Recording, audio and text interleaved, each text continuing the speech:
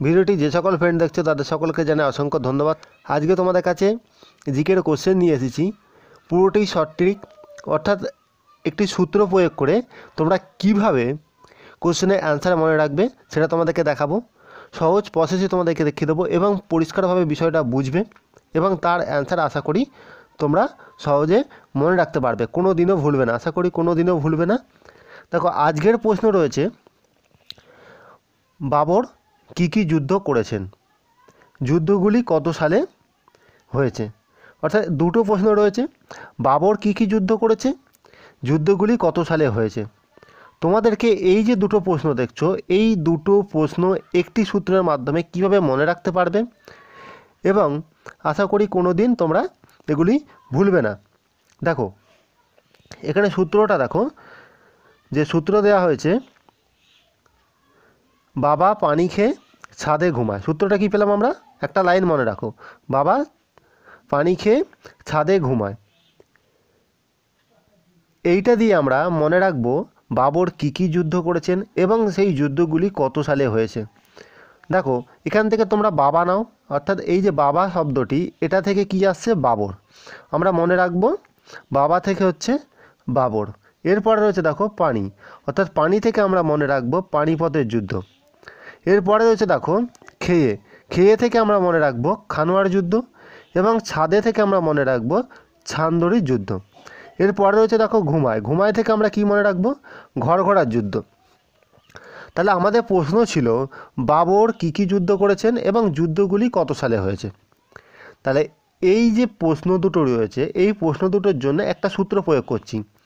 সূত্রটা কি, বাবর পানি খেয়ে ছাদে ঘুমায়।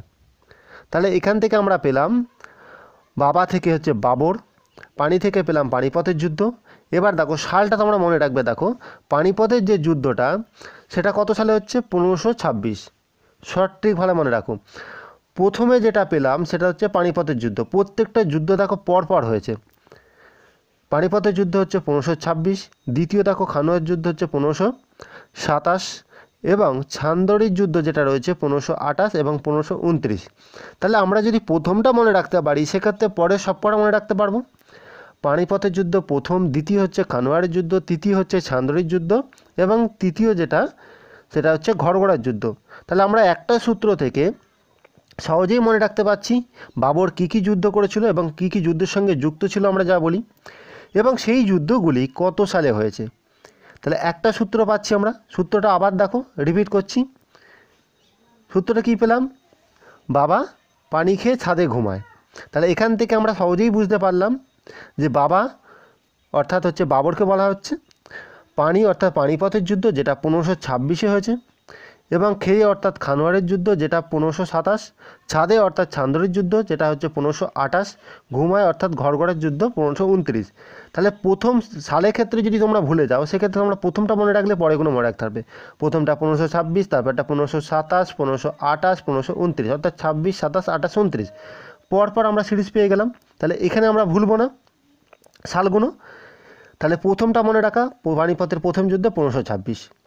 আর তোমরা প্রত্যেকটা যুদ্ধ কীভাবে মনে রাখছো, যেটা কোন যুদ্ধে হচ্ছে বাবর কোন কোন যুদ্ধের সঙ্গে যুক্ত ছিল, যেটা হচ্ছে পানিপথের যুদ্ধ, খানোয়ার যুদ্ধ, ছান্দরের যুদ্ধ এবং ঘরঘরের যুদ্ধ। তার আমরা সহজেই বুঝতে পারলাম, ইজি।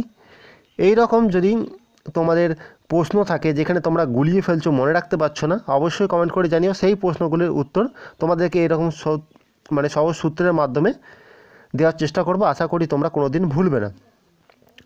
আর এই যে ভিডিওটা করলাম শুধুমাত্র হচ্ছে তোমাদের একটা কমেন্টে ভালো রেসপন্স দেখে এই ভিডিওটা করলাম, এবং পরবর্তী যদি রেসপন্স ভালো পাই তোমাদের, নেক্সট ভিডিওগুলি অবশ্যই তোমাদের মাঝে তুলে ধরবো। তোমরা এই রকম সহজ সূত্রের মাধ্যমে যে কোনো জিকে অর্থাৎ কঠিন যত জিকেই হোক না কেন সহজে তোমরা মনে রাখতে পারবে। আজকের এই ক্লাসটি তোমাদের কাছে কতটা হেল্পফুল বলে মনে হলো এবং ক্লাসটি কেমন লাগলো অবশ্যই কমেন্ট করে জানিও। ভালো লাগলে বন্ধুদের মাঝে শেয়ার করে দাও যাতে তারাও ক্লাসগুলি করতে পারে। আর আমাদের চ্যানেলে নতুন হয়ে থাকলে অবশ্যই চ্যানেলটি সাবস্ক্রাইব করে পাশে থাকা বেল আইকনটি প্রেস করে দাও এবং সাথে থাকা অল অপশানটি প্রেস করে রাখো। তাহলে যখনই তোমাদেরকে এইরকম ক্লাস দেবো তার নোটিফিকেশন সবার আগে পেয়ে যেতে পারবে। দেখা হচ্ছে নেক্সট ভিডিওতে। আজকের ভিডিও এত পর্যন্ত।